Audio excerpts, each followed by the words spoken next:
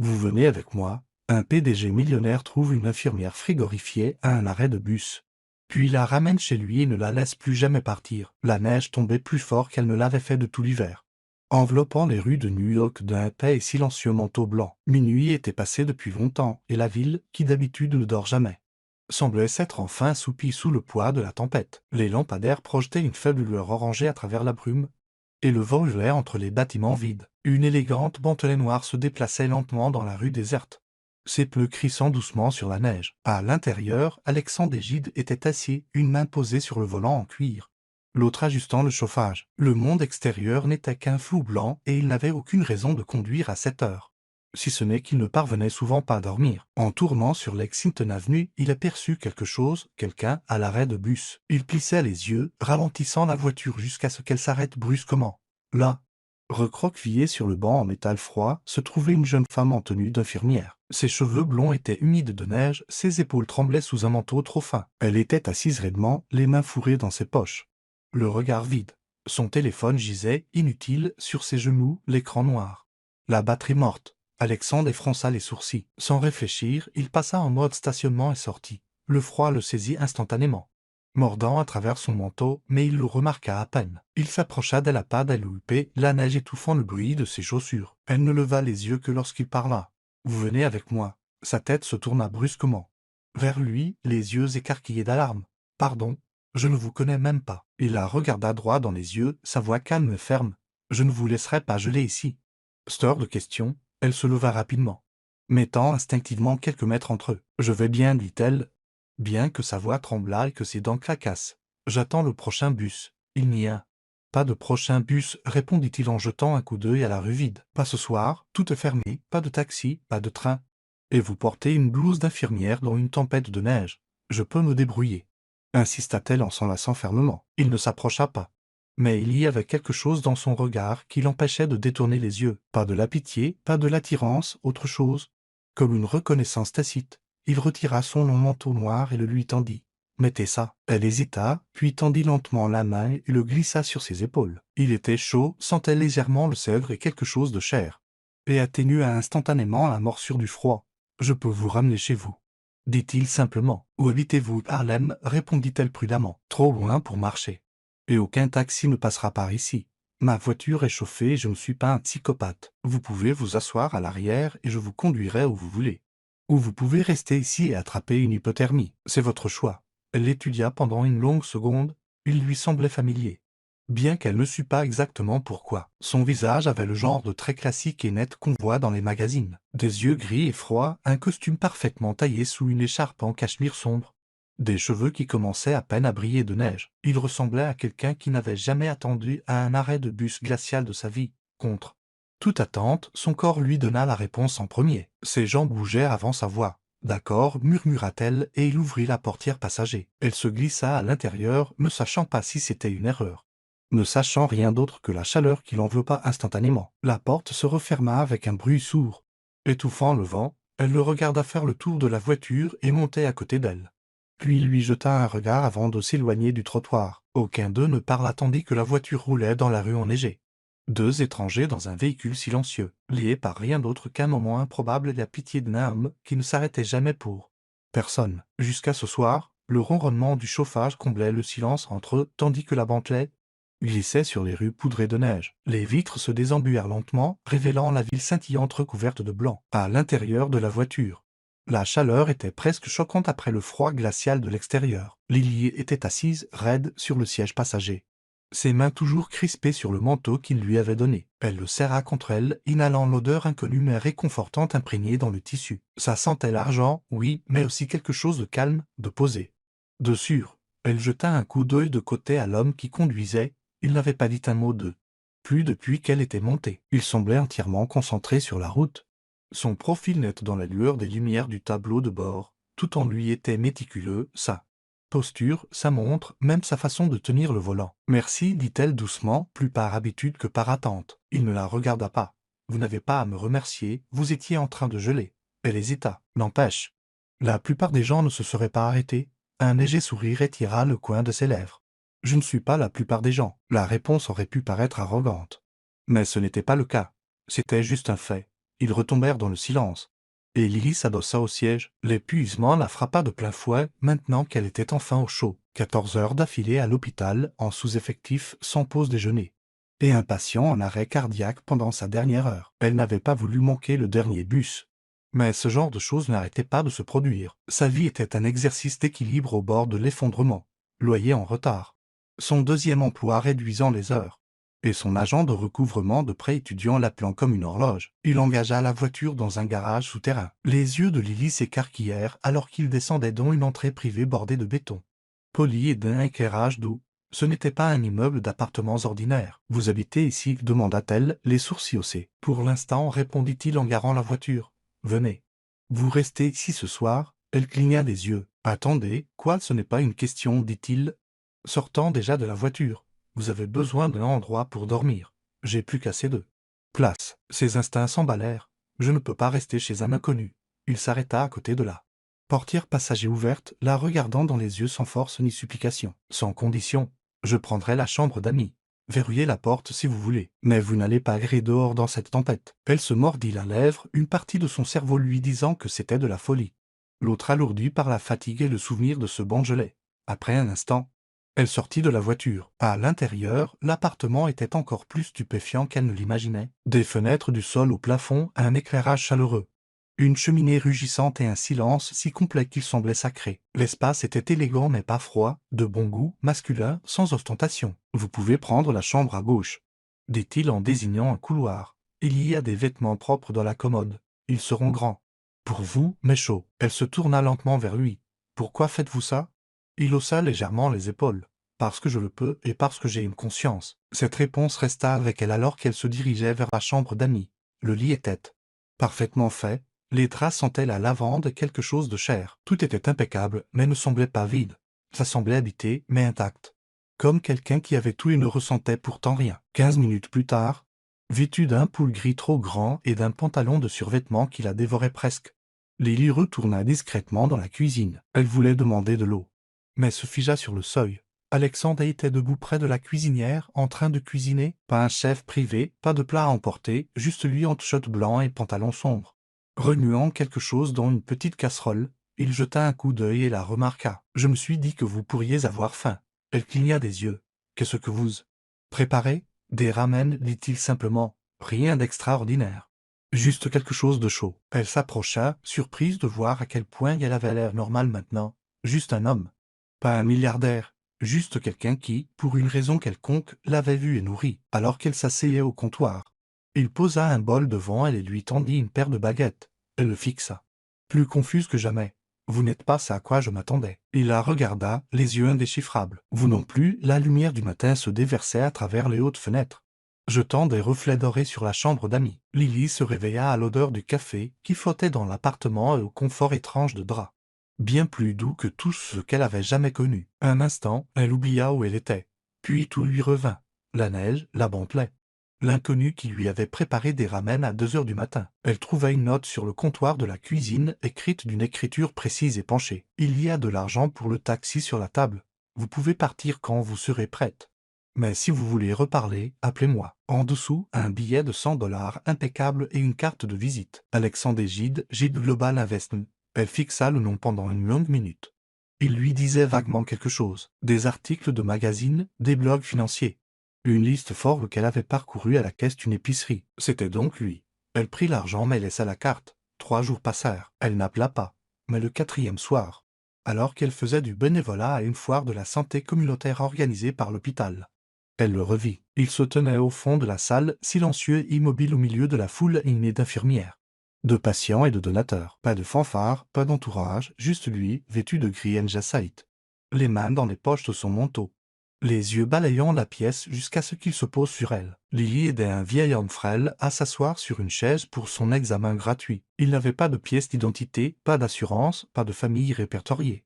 Juste un manteau usé et un sourire doux. Elle s'agenouilla à côté de lui, parlant doucement, prenant sa tension artérielle avec la tendresse de quelqu'un qui croyait que chaque personne méritait la dignité, quelles que soient ses circonstances. De l'autre côté de la pièce, Alexandre regardait. Il ne bougea pas, n'interrompit pas. Mais quelque chose dans son expression changea.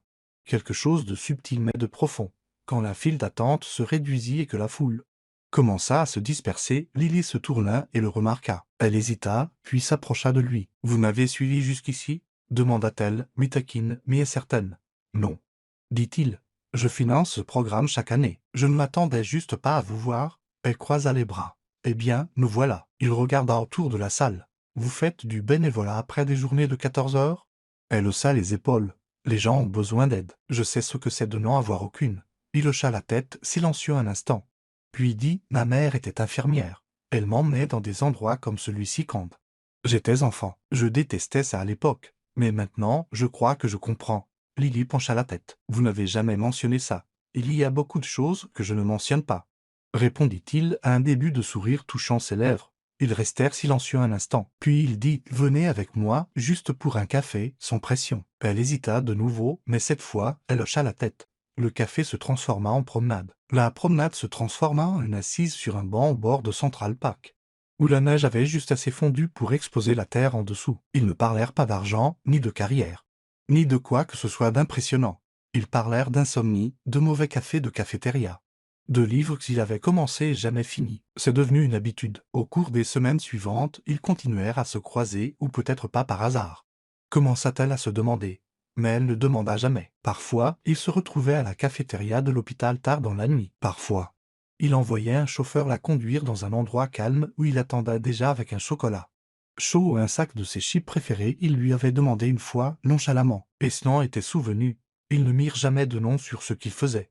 Ils ne se tinrent jamais la main. Mais cela semblait plus réel que tout ce qu'elle avait connu auparavant. Ils ne sortaient pas ensemble. Ils étaient deux personnes en train de réapprendre à vivre. Un soir, alors qu'ils étaient assis côte à côte sur les marches du Metropolitan Museum, partageant un silence rempli de pensées tacites, elle le regarda et dit « Vous êtes différent de ce que les gens disent de vous. » Il se tourna vers elle, la voix basse « Vous aussi. » Elle sourit. « Que disent-ils de moi ?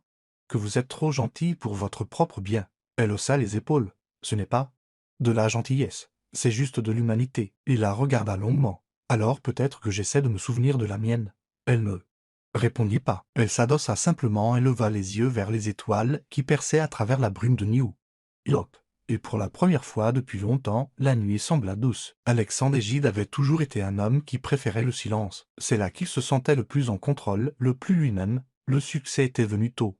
Trop tôt peut-être. À 30 ans, il avait déjà bâti et vendu sa première entreprise technologique. Puis s'était tourné vers la finance, où sa précision impitoyable lui avait valu le genre de réputation qui faisait que les gens l'enviaient ou l'évitaient. Mais l'argent n'avait jamais comblé le silence de sa vie. Il n'avait fait que rembourrer les murs. Il avait 12 ans quand sa mère est morte, d'un cancer rapide et impitoyable. Elle avait été infirmière dans un petit hôpital communautaire. Du genre à rester tard avec les patients mourants, à apporter des couvertures aux sans-abri, à embrasser son fils pour lui souhaiter bonne nuit même quand elle tenait à peine debout. D'épuisement, son père, un homme froid et distant obsédé par les affaires, n'avait pas su quoi faire d'un enfant en deuil. Il envoya donc Alexandre en pension et s'enterra. Dans les rapports trimestriels, Alexandre avait appris à n'avoir besoin de personne, à ne pas s'attendre à de la chaleur, à ne pas espérer de la douceur. À 25 ans, il avait des millions, à 30, des milliards. Mais rien de tout cela ne faisait s'estomper le souvenir de sa mère. Dans son bureau privé, caché derrière des murs de verre et de noyer poli, il y avait une seule photographie qu'il ne déplaçait jamais. Une photo jaunie d'elle dans sa tenue d'infirmière, souriant à l'appareil comme si rien ne pouvait jamais mal tourner. La tenue de Lily était presque identique. C'est la première chose qu'il avait frappé chez elle. Avant même ses mains tremblantes ou sa voix têtue. Il ne le dit jamais à Lily. Au lieu de cela, il commença à faire ce qu'il faisait de mieux, opérer en silence, par des voies légales discrètes. Il retrouva ses prêts étudiants restants et les remboursa intégralement. Il créa une bourse de santé à son nom à l'école d'infirmière qu'elle avait fréquentée. Pas d'annonce, pas de crédit. Il remarqua que son hôpital avait du mal à maintenir son programme de soins pour les personnes à faible revenu, surtout pendant les mois froids. Un don discret arriva, anonymement bien sûr, suffisant pour le maintenir pendant les 3 prochaines années. Il était prudent. Il ne la laissa jamais voir les ficelles qu'il tirait en coulisses. Pour Lily, il restait juste Alexandre, étrange, silencieux, généreux de petites manières, mais jamais ostentatoire. Elle n'avait aucune idée à quel point il suivait son monde, à quelle fréquence il déviait ses propres réunions juste pour s'asseoir au fond d'une conférence, à laquelle elle pourrait assister, ou comment il avait une fois attendu dans sa voiture pendant des heures devant son hôpital pendant un blizzard juste pour s'assurer qu'elle arrivait saine et sauve à son service de nuit. Il se disait que ce n'était pas une question de contrôle. C'était pour s'assurer qu'elle avait la liberté de continuer à faire ce qu'elle aimait. Il avait vu ce que l'épuisement professionnel faisait à des gens comme elle. Il l'avait vu dans les lieux de sa mère vers la fin. Il ne laisserait pas Lily porter le même poids, du moins pas seul. Certains soirs, après l'une de leurs réunions calmes et non structurées, il rentrait chez lui et se dirigeait vers son bureau, fixant la photo de sa mère. Il pensait à la façon dont Lily souriait à ses patients, à la férocité avec laquelle elle protégeait les gens qui n'avaient rien. « Tu l'aurais aimé » murmura-t-il un jour à la photo. « Vous étiez pareil. » Mais il ne dit jamais ces mots à Lily. Pas encore. Il apprenait encore à ouvrir la porte de cette partie de lui-même, celle enterrée il y a longtemps. Quand un petit garçon en costume noir se tenait à côté d'un cercueil et cessa de croire que le monde pouvait être doux, Lily changeait cela, à chaque rire spontané, à chaque histoire racontée tard le soir autour de boîtes à emporter et de tasses de thé. Dépareillée, elle ébréchait l'armure qu'il portait depuis des décennies. Mais elle ne savait pas ce qu'il faisait pour elle dans l'ombre. Il ne le faisait pas pour la gratitude, il le faisait parce que quelque chose en elle rendait le silence en lui moins infini. Et pour un homme comme Alexandre Gide, c'était tout. Le couloir de l'hôpital sentait l'antiseptique et le café trop utilisé. Les infirmières se déplaçaient rapidement de chambre en chambre. Les médecins aboyaient des ordres dans leur téléphone, et les néons du plafond bourdonnaient faiblement comme un cœur fatigué refusant de s'arrêter. Dans la chambre 412, une silhouette gisait immobile sur le lit d'hôpital étroit, sa peau pâle, sa respiration lente, ses cheveux blonds éparpillés sur l'oreiller comme une lumière du soleil renversée. Ternie par l'épuisement, Lily s'était effondrée en plein service dans le couloir, entre deux chambres de patients. Elle n'avait pas mangé depuis 12 heures, avait fait un double service, et était à mi-chemin de l'un autre quand ses genoux ont fléchi, que sa vision est devenue noire, le temps que quelqu'un la rattrape. Elle était déjà inconsciente. Il n'y avait aucune personne à contacter en cas d'urgence dans son dossier, mais quelqu'un est quand même venu. La voiture noire d'Alexander arriva sur le parking de l'hôpital moins de 30 minutes après l'appel. Pas d'hésitation, pas de retard. Quand il entra dans le bâtiment, le personnel leva les yeux. Non pas parce qu'il le reconnaissait, mais à cause de la force de présence qui l'accompagnait. Un homme qui mettait rarement les pieds dans des endroits comme celui-ci, sauf si des vies ou des entreprises étaient en jeu. Il atteignit sa chambre, ouvrit la porte et s'arrêta. Elle avait l'air petite, trop petite. Sa perfusion pendait silencieusement à côté du lit, les fluides s'écoulant dans son bras comme des excuses murmurées pour ce que son corps avait enduré. Sa poitrine se soulevait et s'abaissait à un rythme laborieux. Il entra lentement, ses pas lourds, et s'assit à côté d'elle. Pendant un long moment, il ne fit rien, se contentant de la regarder.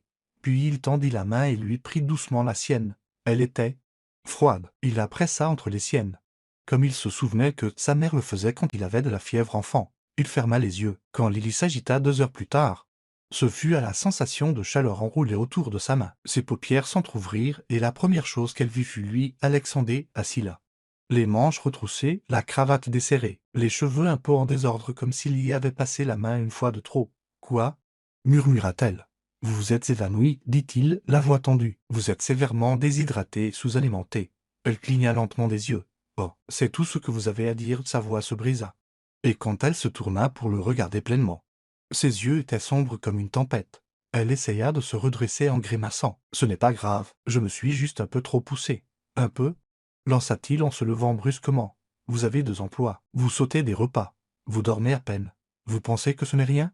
Elle grimaça de nouveau, non pas de douleur, mais de la vivacité de son ton. « Alexandre. »« Non, dit-il, faisant maintenant les 100 pas, les mains serrées sur les côtés.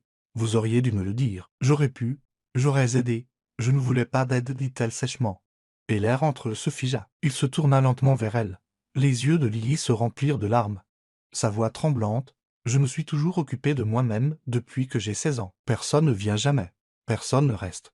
Et je ne voulais rien vous devoir. Je ne voulais pas que vous me regardiez comme si j'étais brisé. » Il se dirigea lentement vers elle. Elle s'essuya le visage honteuse. « Je suis désolé. Je ne voulais pas m'effondrer comme ça. »« Vous ne vous effondrez pas, » dit-il doucement. « Vous avez porté le monde sur vos épaules à main nue. » Elle croisa son regard, à vif et exposé. Il s'assit de nouveau à côté d'elle, plus lentement cette fois, et reprit sa main dans la sienne. Mais maintenant il la tenait fermement. « Plus maintenant, dit-il doucement, la colère disparut, remplacée par quelque chose de plus profond. Désormais, c'était à moi de prendre soin de vous. » Elle le fixa, stupéfaite. Il ne le dit pas comme un homme revendiquant une propriété. Il le dit comme un homme faisant une promesse, un vœu. Des larmes glissèrent sur ses joues. Et elle ne retira pas sa main. Et pour la première fois depuis aussi longtemps qu'elle s'en souvenait, Lily sentit ce que c'était que d'être vue, d'être prise en charge, pas parce qu'elle l'avait demandé, pas parce qu'elle l'avait mérité, mais simplement parce que quelqu'un refusait de la laisser souffrir seule. Le déménagement se fit. Sans conversation, il n'y eut pas de moment officiel, pas de proposition, pas de carton étiqueté ou d'accord signé. Un soir, Alexandre avait proposé de conduire Lily à son appartement. Et elle avait simplement dit « Je ne vis plus vraiment là, n'est-ce pas ?» Il avait hoché la tête une fois, et à partir de ce moment, ses affaires commencèrent à apparaître discrètement dans son espace. Ils n'en parlèrent jamais. Ils s'ajustèrent simplement. Ses blouses étaient pliées à côté de ses costumes dans le placard. Sa brosse à dents à côté de la sienne dans la salle de bain. Il libéra un tiroir dans la cuisine pour son thé et laissa une couverture duveteuse drapée sur le canapé parce qu'elle avait toujours froid. Pourtant, il n'y avait pas de je t'aime murmuré, pas de dîner aux chandelles, pas de bras lacérants dans son sommeil. La nuit, il prenait le canapé. Au début, elle pensa que c'était de la chevalerie, puis peut-être de l'inconfort. Puis elle réalisa qu'il avait peur de quelque chose qu'il ne pouvait pas nommer. Il apprenait à être proche, mais il apprenait lentement. Alexandre montrait son affection par des gestes tacites. Chaque fois que Lily travaillait de nuit, un récipient chaud de sa nourriture préférée l'attendait dans le réfrigérateur du personnel, avec une note collée dessus « Mange, s'il te plaît ». Sa photo, un cliché spontané qu'il avait pris alors qu'elle œillait à Central Park, était encadré sur son bureau dans le bureau où personne d'autre n'entrait jamais. Quand elle oublia une fois son manteau à la maison, un coursier apparut à son hôpital avec un tout neuf, taillé sur mesure, élégant et bien trop cher. Il ne dit jamais tu me mens, mais il commença à annuler des réunions juste pour la raccompagner au travail. Elle savait qu'il se souciait d'elle, mais elle ne savait pas s'il savait ce que cela signifiait, parce qu'il y avait toujours un mur. Un mur silencieux et doux qu'elle ne pouvait pas franchir. Il ne disait jamais ce qu'il ressentait, ne lui prenait jamais la main en public, ne lui demanda jamais une seule fois de passer la nuit dans son lit, non pas parce qu'il ne la voulait pas, mais peut-être parce qu'il ne savait pas comment exprimer un besoin à voix haute. Et lentement, ce silence commença à l'user. Un soir, Lily rentra d'un service pour trouver l'appartement calme comme d'habitude. Les lumières étaient tamisées. Un feu crépitait dans l'âtre. Son livre préféré reposait sur la coudoir du canapé. Téléphone qu'elle l'avait laissé. Mais il n'était pas là. Elle le trouva dans son bureau, regardant par la fenêtre, la photo de sa mère à côté de lui. Sa propre photo à quelques centimètres. Elle entra, sa voix douce. « Vous regardez toujours cette photo quand quelque chose ne va pas. » Il ne se retourna pas. « Ça m'aide à me souvenir. » « Vous souvenir de quoi ?» Son silence fut long. « Que des gens comme elle et comme vous existent encore. » Elle déglutit difficilement. « Alexandre, murmura-t-elle, qu'est-ce que nous faisons ?» Il la regarda enfin. « Que voulez-vous dire ceci ?» dit-elle en faisant un geste entre eux. « Nous vivons ensemble, nous parlons, nous partageons des repas, mais nous ne nous touchons pas. Nous ne disons pas les choses. Je ne sais même pas si vous nous voulez ici. Je vous veux ici. » dit-il trop rapidement. « Alors pourquoi ai-je l'impression d'être une invitée dans votre vie ?» Sa voix se brisa. « Pourquoi ne me laissez-vous pas entrer ?» Il baissa les yeux, la mâchoire serrée. « Parce qu'une fois que je laisse les gens entrer, ils partent. Je ne suis pas les gens, dit-elle. Je suis moi, je sais. » Sa voix était basse. « C'est ce qui rend les choses plus difficiles. » Elle le fixa longuement. Puis dit doucement « Je vous aime, Alexandre. » Je crois que c'est le cas depuis un moment. Il la regarda, les yeux écarquillés, mais ne dit rien. Le silence s'étira trop longtemps. Et c'est là qu'elle sut. Elle hocha lentement la tête avec un sourire triste. « Ce n'est pas grave, murmura-t-elle, vous n'êtes pas obligé de le dire. Mais je ne peux pas continuer à attendre un homme qui n'arrive pas à décider s'il a le droit de ressentir des choses. » Elle se tourna et sortit du bureau. Cette nuit-là, elle fit ses valises. Il ne l'arrêta pas. Il se tenait dans le couloir, une main sur le cadre de la porte, les lèvres entr'ouvertes, tout son corps tendu comme s'il luttait contre quelque chose d'ancien et de dur. Mais il ne dit rien, quand la porte se referma derrière elle. Le silence dans l'appartement changea. Il n'était plus doux, il était assourdissant. Le silence qu'elle laissa derrière elle était fracassant. Pendant des jours, Alexandre se déplaça dans son penthouse comme un somnambule. Le feu dans l'âtre brûlait faiblement. Sa couverture restait sur le canapé, intacte. Sa tasse de thé était toujours dans l'évier. Son parfum persistait sur son manteau et il se surprenait à se tenir sur le seuil des portes, la cherchant sans le vouloir. Les réunions se déroulaient sans sa concentration. Les investisseurs appelaient et étaient ignorés. Une fusion de plusieurs millions de dollars fut reportée, chose qu'il n'avait jamais faite en 15 ans de carrière. Son assistante frappa doucement à la porte de son bureau un après-midi. « Monsieur Gide, le conseil d'administration de Tokyo attend votre confirmation. » Il fixa la photo sur son bureau, celle de Lily, celle qu'il ne pouvait se résoudre à déplacer. « Annulé, dit-il. » L'assistante cligna des yeux. « Monsieur, j'ai dit d'annuler. » Puis il se leva, attrapa son manteau et quitta le bâtiment sans un mot de plus. Il devait la trouver. Il était tard. Quand il arriva à l'hôpital, la neige avait recommencé à tomber, légère mais continue. La ville bourdonnait autour de lui alors qu'il franchissait les portes coulissantes. L'air à l'intérieur stérile et lumineux, si différent de la chaleur qu'elle y apportait. À l'accueil, il demanda après elle. L'infirmière regarda l'écran, puis fronça les sourcils. « Lily Bennett ?» Elle a été transférée il y a 2 semaines. Son cœur se serra. « Transférée ?» Oui, dit l'infirmière. Poliment distraite. Elle n'est plus dans cet établissement. Elle n'a pas laissé d'adresse. Il resta là un long moment, abasourdi. Le rôle était plein de patients, de médecins se précipitant. Du bip des machines, mais il n'entendit rien de tout cela. Elle n'a même pas dit au revoir, murmura-t-il. L'infirmière leva les yeux, compatissante. « Vous êtes de la famille ?» Il marqua une pause. « Non, dit-il doucement. Je suppose que non. » Il sortit. L'air froid lui mordant la peau. Les flocons de neige tombaient sur son manteau et fondaient sans laisser de traces. Il se dirigea vers la cour de l'hôpital et s'arrêta au centre. Entouré de bancs silencieux et d'arbres nus, sa poitrine se serra. Il tourna son visage vers le ciel, les yeux s'emplissant de larmes avant qu'il ne puisse les arrêter. « Elle était la seule chose, murmura-t-il, la voix brisée, qui me rendait humain. » Et la neige continuait de tomber. L'hiver revint à New York avec le murmure de la neige qui tombe et une douceur qui rendait la ville plus clémente. Cela faisait 1 an que Lily était partie.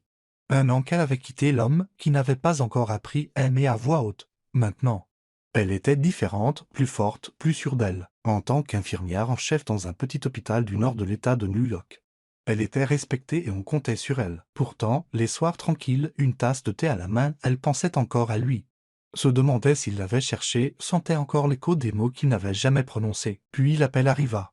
Sa tante avait un léger AVC et Lily retourna en ville pour s'occuper d'elle. Elle emménagea dans une petite location près de l'Upper East Side, se disant que c'était temporaire. Un matin enneigé, elle erra dans des rues familières et entra instinctivement dans une petite boutique de fleurs qu'elle aimait autrefois, la même où, il y a longtemps, elle avait vu Alexandre choisir des fleurs pour un enfant. La cloche sonna. Il était là, docile, grand et immobile, soulevant une tige de tulipe blanche d'un présentoir. Elle se figea. Il se retourna.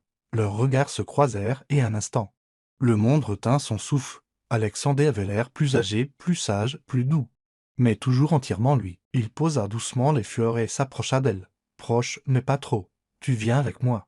dit-il, la voix basse. Les mots résonnaient d'il y a 1 an, mais maintenant ils portaient quelque chose de brut, de réel. Il marqua une pause, le regard fixe. « Si tu le veux toujours ?» Je n'ai jamais cessé d'attendre. Des larmes montèrent à ses yeux avant qu'elle ne puisse les arrêter. Elle hocha la tête, incapable de parler. Il lui prit la main avec soin et une admiration silencieuse, comme s'il craignait qu'elle ne disparaisse, mais quand leurs doigts se croisèrent, ce fut avec la certitude de quelqu'un qui avait appris ce que signifiait perdre, et qui ne le risquerait plus jamais. Il la ramena à la maison, non pas dans un penthouse, mais dans un appartement chaleureux au bord de Central Park, un espace rempli de plantes, de lumière douce et de petits détails qui murmuraient son nom, sa couverture, sa photo, sa présence toujours gardée près de lui. « Tu as tout gardé, murmura-t-elle. « Je t'ai gardé, toi, dit-il. » 6 mois plus tard, ils se marièrent par un doux matin d'été dans le jardin de la maison familiale restaurée d'Alexandre. Les rires bordaient l'allée.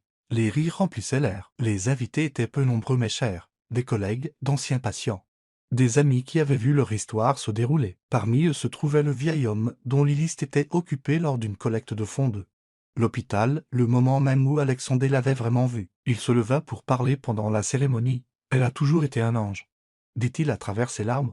Maintenant, elle a trouvé son gardien. Alexandre prononça ses vœux sans note. « Je ne savais pas comment aimer avant toi, dit-il, mais je promets d'apprendre chaque jour, avec toi. » Lily lui toucha la joue, sa voix douce. « Nous apprendrons ensemble. » Cette nuit-là, longtemps après que le dernier invité soit parti et que les bougies vacillent, ils s'assirent enveloppés dans une couverture sur le porche de leur nouvelle maison. Le murmure de l'orage était au loin. Lily se blottit contre lui, souriant. « Je n'aurais jamais pensé qu'une nuit glaciale à un arrêt de bus me ramènerait à la maison. » Alexandre lui embrassa les cheveux, sa voix un murmure contre le vent. « Cette nuit-là, dit-il, ce n'est pas moi qui t'ai sauvé. » Il tourna doucement son visage vers le sien. « C'est toi qui m'as sauvé. » Et voilà l'histoire d'une nuit glaciale, d'un homme silencieux et de la femme qui lui a appris à aimer. Parfois, les personnes qui nous sauvent n'arrivent pas avec de grands gestes. Elles viennent enveloppées de gentillesse discrète, de ramène tard le soir et d'une main tenue en silence. Si cette histoire a touché votre cœur, si elle vous a rappelé que l'amour peut naître dans les moments les plus improbables, n'oubliez pas d'aimer, de partager et surtout, de vous abonner à Histoire qui touche l'âme pour d'autres récits inspirés de la vie réelle qui Déris élève et reste avec vous longtemps après que l'écran s'estompe. Jusqu'à la prochaine.